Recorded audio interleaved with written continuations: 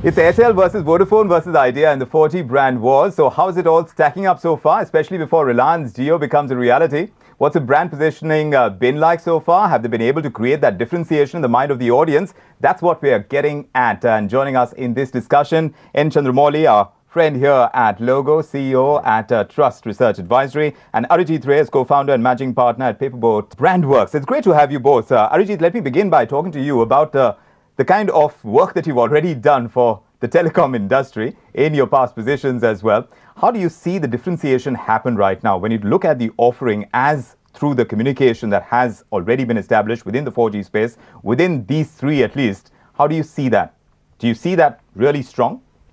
Yeah, I think so, because if you look at the past 15 years, for the 2000 to 2010 was, I think, the decade of Vodafone, where I think the advertising leadership belonged to Vodafone. But I think in 2011, when Airtel launched the Har Friend Zaruri Hota Hai communication, I think that set the benchmark, that kind of created a new communication and advertising leader in the marketplace. Right. And since then, I think Airtel has been at the forefront of creating communication and advertising that reflects the on-ground situation. Correct. So I think that proposition and what they've done in the next few years, along with their network situation, on the 4G network especially, I think this is one brand that kind of has the potential to kind of, brave the onslaught of Reliance. First mover advantage, which was very always crucial for within any industry, and much more so within this fast-changing industry as well. Right now, how do you think Airtel has been able to leverage that position? Because they are the first ones to come into the 4G space. In terms of the communication that has been created, in terms of the services that are on offer, how well do you think the brand has been able to cover ground? So first, 4G and in that early start or a newer start has both advantages and disadvantages. The advantages that you've got the first mover advantage, you're going to make a few people convert to you.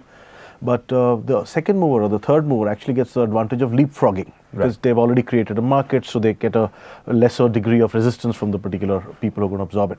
So I think definitely there's an advantage in being first mover, but I think this is really going to change when you see big bucks of Reliance come behind it. Right. And you see the hopefully the integrated technologies that will come in with content and everything else going through. So Idea, because they're the latest ones to come in, and we talked about the first mover advantage. Now, when you are the last mover within at least that pack before the big one comes in, how convincingly have they been able to kind of get that message across? Do you think they're doing it fairly well by positioning themselves as a good data play? Does that kind of work for the brand? If you see the communication perspective, if you see what Idea has done and what Vodafone has done, unfortunately, it's become Me Too, because Airtel has started the whole 4G communication with the 4G challenge, which is a very, very good reflection of the on-ground strength. Sure. So the 4G challenge, they clearly communicated the fact that the 4G network at Airtel is far superior. So I think that advantage is there. So in terms of communication perspective, whatever Vodafone and Idea has done, it's a little bit Me Too in the current context. But however, in terms of the product, market report seems to suggest that in terms of spectrum, in terms of allocation and the bandwidth that Airtel has got, it's in a position to kind of provide that cutting edge data experience. Sure. Not as much as Vodafone and Idea. Let's talk about Vodafone as well. They brought out the Pug. One would think that, this is like, old ammunition that you think is the best that you can do right now, because you don't know really how it's going to go. Is that something that we're reading correctly?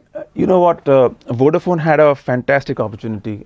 It had so many years of advertising leadership, right from You and Me in a Beautiful World to the Pug, as you rightly talked about, the Zuzus, very cutting edge work, fantastic, fresh, enduring communication platforms. But when they launched the 4G, as you rightly said, the SuperNet platform somehow fell flat, because it was in contrast. Airtel was shouting 4G challenge, and the superiority of the 4G network, the coverage of the 4G network. Probably they were not ready in terms of the network, so that's why they took it easy. But I think that's an opportunity lost. And later on, what they did in terms of Super Dad series, Super Mom series, I think was a little Me Too in the overall context of communication you've seen so far.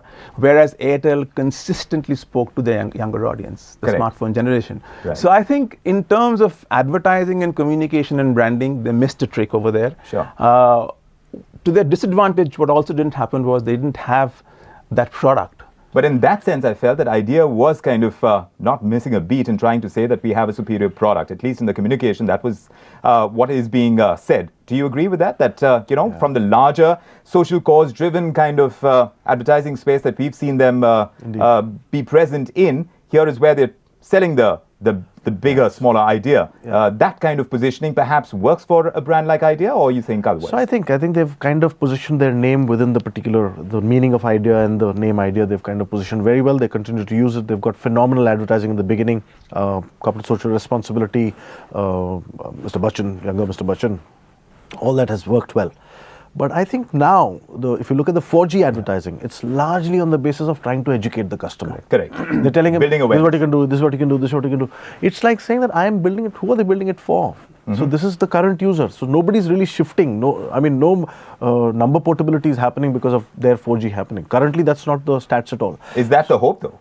So they're hoping, but imagine when Jio comes in, who's going to port from there to Idea? You're going to port into something that's much faster, much bigger. Right. So I think that's what a potential customer would want. In all the work that you've done with telecom companies, do you think that possibility of collaboration is possible? Because at the end of the day, like we started out by saying, the product is largely the same. But of course, with Reliance Jio, as has been experienced by some people who have tried it, the experience is far superior. So to that extent, right now, when you're talking about content or any other aspect of being able to, even on the infrastructure bit, and we've seen so much play over there as well, all of that will need to come into play to be able to create that differentiator. And within that, for a brand to kind of deliver on a promise that it's trying to make is going to be very crucial. Right now, do you think that's where the game is?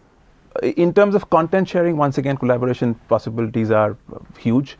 But I think as far as the top 4 or top 5, which we'll finally have, or the top 3, in the next 5 to 10 years, they will continue to kind of try and build their individual identities. Because if you don't create the right brand context, the brand differentiation, it's not going to happen. As you rightly said, Chandramouli rightly said, that the context has to be created product up.